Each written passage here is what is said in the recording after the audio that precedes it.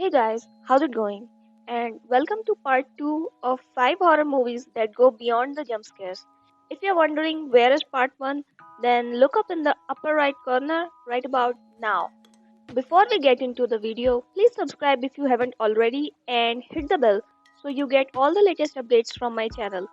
If you want to see my detailed process, I stream every Monday and Tuesday and sometimes Wednesday, 11:30 p.m. IST. Timings are still not set in stone, so make sure you follow my Twitter for updates. Every link is in the description. Now, let's continue our list of horror movies and begin with the first movie of this video. Number 1, Mother. How do I even begin to describe this movie? If I told you just the plot, you'd be all WTF. That's how I was the entire time watching this. I went into this knowing absolutely nothing, but I won't send you like that. I tried to look up the wiki summary, but that didn't help. So I'm gonna give you a rundown from my memory and then explain to you the point of it all. The movie begins with Jennifer Lawrence living in this huge house that she is very fond of. Then one day, a few strangers come to live with them, and things start to spiral from there. Before she knows it, the house is full of strangers, and things only escalate from there. On the surface, this movie just looks like 121 minutes of absolute pandemonium. But if you pay close attention to the events, you will find similarities to it in biblical stories and our current socio political environment. That's because the movie is an allegory of the beginning of life on Earth and how we humans ended up taking over and destroying our Mother Earth. The ending of the film is just as bizarre as the rest of it, and here comes a warning. It involves some really gory scenes about involving a baby, so if that's something that disturbs you, please skip this one. Number 2, Midsommar. I have been avoiding talking about this for so long, even though I chose to put it. And honestly, if I knew it's from the same guy who made Hereditary, I would not have watched this. I know. How could I not watch Hereditary, right? But in my defense, I was on a gore cleanse, okay? I'm trying to reduce the number of distressing things I subject myself to. Okay, so about the movie. A bunch of college kids go on a trip to a cult with a fellow colleague and a member of said cult, and things seem really rosy at first, but slowly become more sinister and they realize they can't escape. Ari Aster has done such an amazing job juxtaposing the cutesy floral Coachella type vibes against the absolutely mind exploding gory details.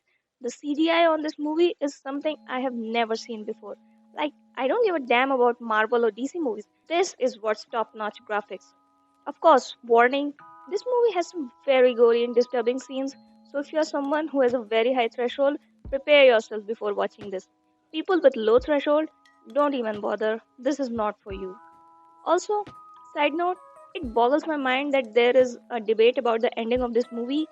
Yeah, sure, Danny is smiling, but she is clearly not in her right state of mind. She will eventually have to throw herself off a cliff and literally split her brains and limbs to die. How is that confused with a happy ending for her? Don't even at me on this. Number 3. It Follows. The premise of this movie is very interesting and very simple to grasp. A girl sleeps with her boyfriend and then realizes she is being constantly followed by an entity that will kill her if it gets close enough. The only way to get rid of it is to transfer it to someone else by also, you guessed it, sleeping with them. The entity is a shapeshifter, so in any given scene of the movie, if you see a person in the far distance coming towards our main characters, you best believe it's the being they're escaping from. This creates a tension that does not die down until the very end of the movie. It gives you this engaging task of spotting the entity in every scene of the movie and keeps you on the edge of the seat, fully paying attention to it. It is a wonderful concept, in my opinion. Number 4, Bulbul. Bulbul is an Indian movie available on Netflix, and it has really been a breath of fresh air for the horror genre in India. The summary is like this: Bulbul, a child bride, grows into an enigmatic woman ruling over a household, hiding her painful past as supernatural murders of men plague her village. The movie does a great job towing the line between mystery and horror, with beautifully dark and equally elegant visuals. The ending is something that took me completely by surprise. I still wonder if it's plausible at all, but either way, it does not change the fact that this movie cannot leave you disappointed. Warning: there's a detailed graphic scene of certain crimes against women, So if that's something that bothers you, skip this one. Number 5, Gerard's Game. Based on the Stephen King's novel, this movie is a wonderful adaptation on it. A middle aged couple takes a weekend getaway to a remote house with nothing around it. Things go wrong, which ends up in the husband suddenly dying on the spot while the wife is left handcuffed to the bed. The rest of the film follows her struggle to get out as she has weird hallucinations about everything about her life that makes her anxious and being visited by a strange figure during the nights. This film, like it follows, keeps you on the edge of your seat the entire time, but for very different reasons. The predicament the wife finds herself in, both hands handcuffed to either side of the bed, is so deeply uncomfortable to watch that you cannot help but pray for her that she finds a way to get out of there soon. It leaves you holding your breath the entire time. While the hallucinations reveal a lot about what her life has been up until that point and the backstory of what led to this weekend getaway.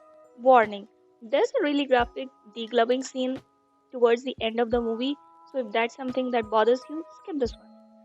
So these were 5 more horror movies that I really enjoyed watching. I think I'm out of recommendations for now. You may be thinking that there are some really popular names that didn't make the cut, but that's only because they didn't move me in any particular way or stand out to me. Do you want to add something to the list? How many of these have you already watched? Which one is your favorite? Say all of that in the comments. I'm eager to hear from you. See you next time. Bye.